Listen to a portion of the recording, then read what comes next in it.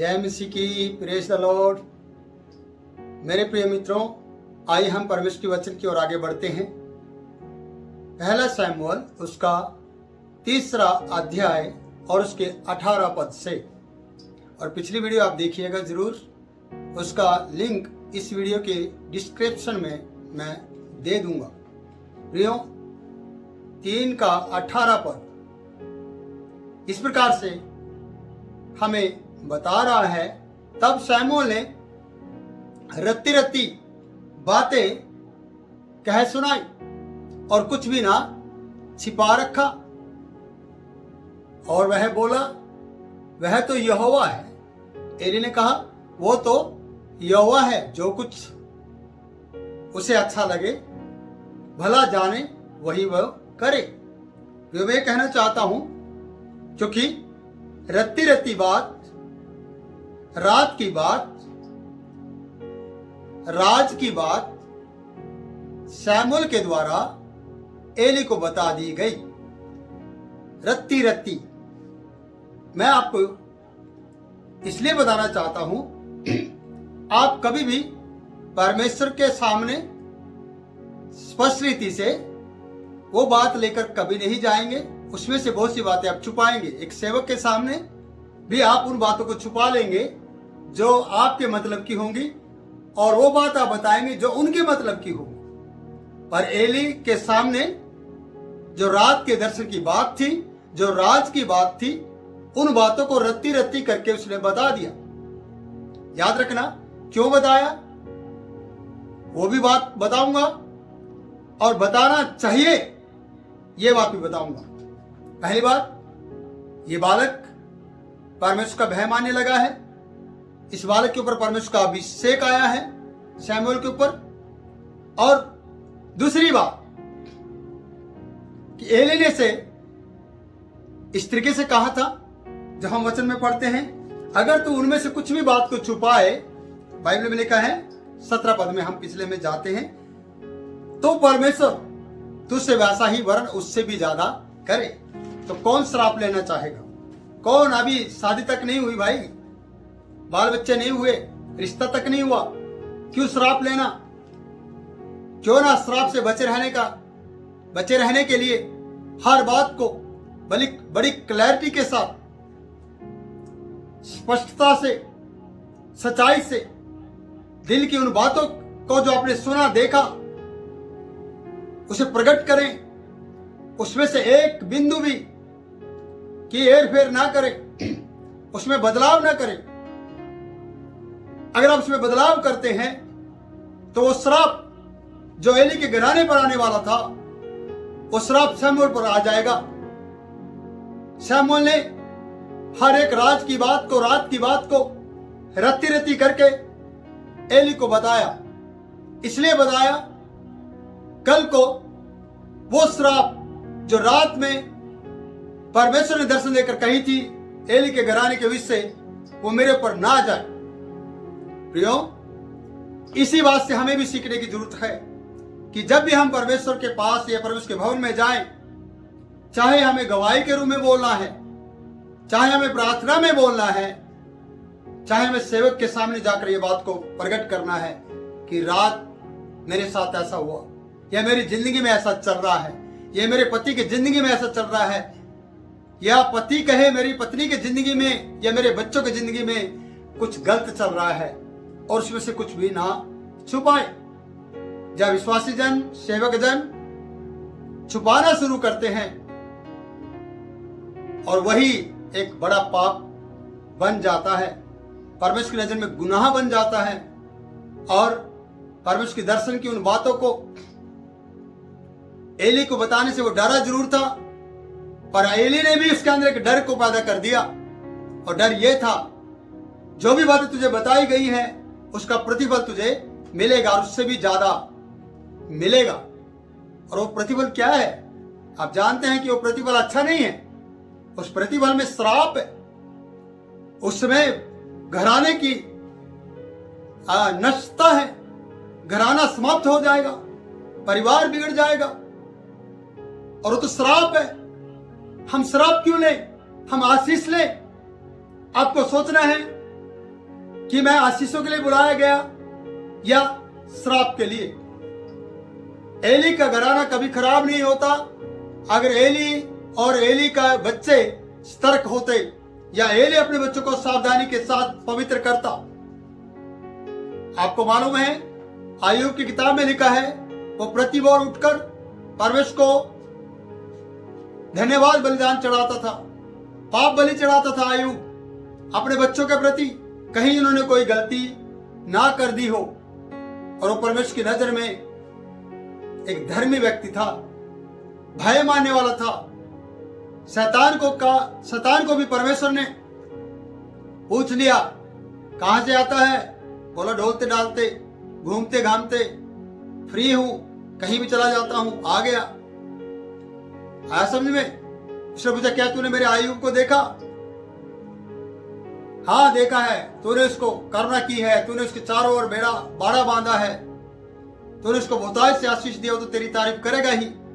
प्रियो, तारीफ करना सिर्फ उसी बात के लिए नहीं है कि सब कुछ अच्छा चल रहा हो तभी तारीफ करें, जब उल्टा चल रहा हो तब भी तारीफ करें, तब भी सच्चाई के साथ बात करें और उस सच्चे परमेश्वर को धन्यवाद करें। आयुब की कहानी से हमें सीखने को मिलता है, पर एली की कहानी से पता चलता है कि अपने बच्चों के प्रति सतर्क नहीं था।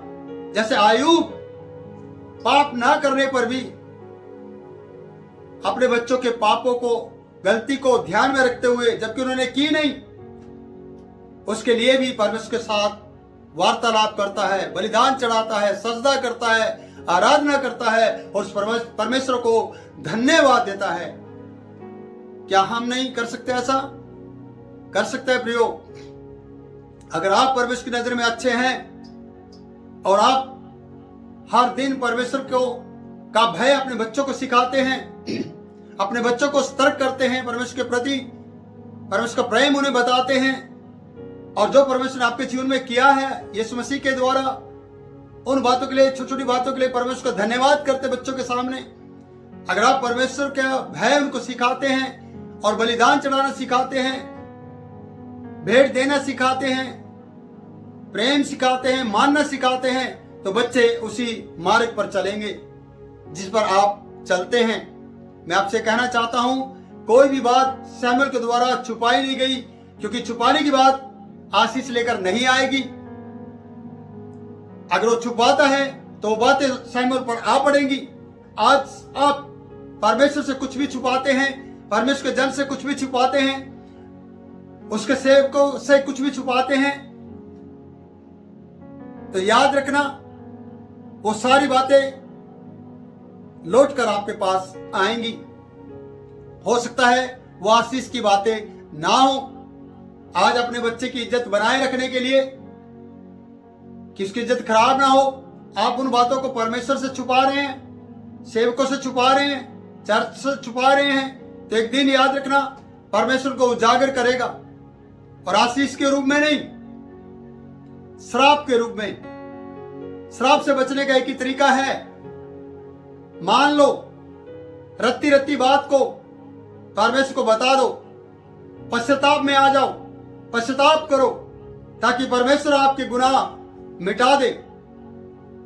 इसलिए 19 पद को पढ़ते हैं, शमूएल बड़ा होता गया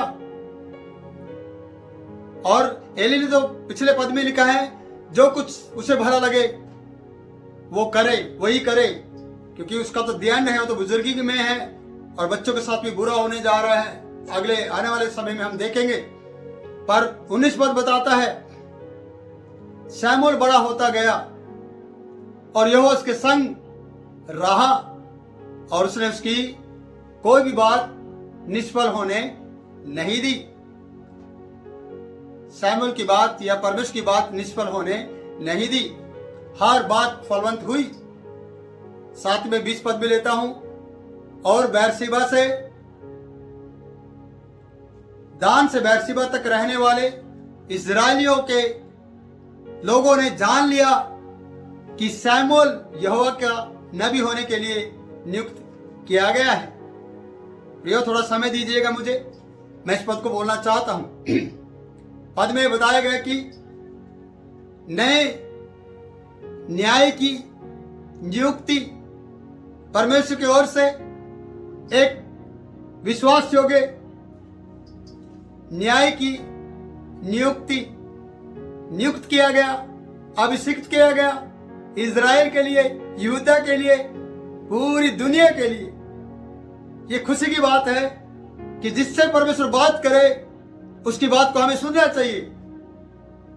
जिससे परमेश्वर बात करे उसकी बात को सुने और आदर करे और अपनी बातों को उसको बताएं, जिससे कि आपको आशीष मिले।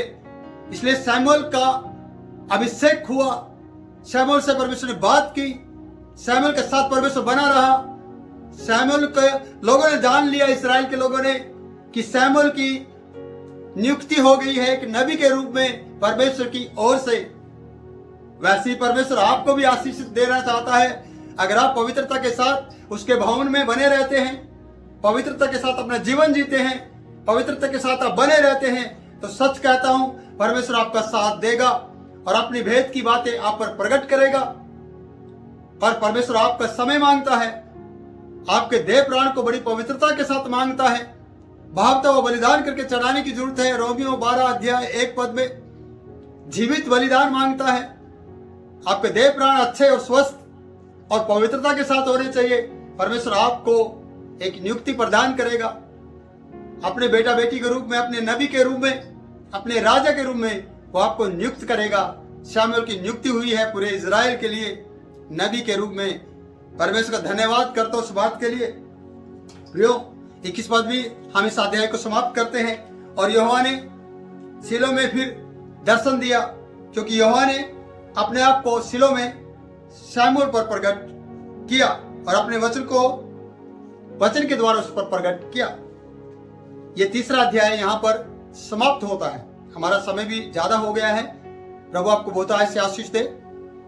रत्ती बातों को परमेश्वर के सामने बताने की कोशिश करें, सेवक को बताने की कोशिश करें, ना छुपाएं। परमेश्वर आपको अपने लिए नियुक्त करना चाहता है। ईमानदार बने हर बात में। इन वचनों के द्वारा परमेश्वर आपके साथ भलाई करे और आपके घराने को श्राप से बचाए। फिर मिलूंगा नई वीडियो में 4थे अध्याय में और परमेश्वर की महिमा करेंगे। आप मुझे आप इस वक्त इजाजत दें कि आपकी परमेश्वर की महिमा के लिए, और परमेश्वर आपको संभाले जब तक फिर नहीं मिलते। God bless you.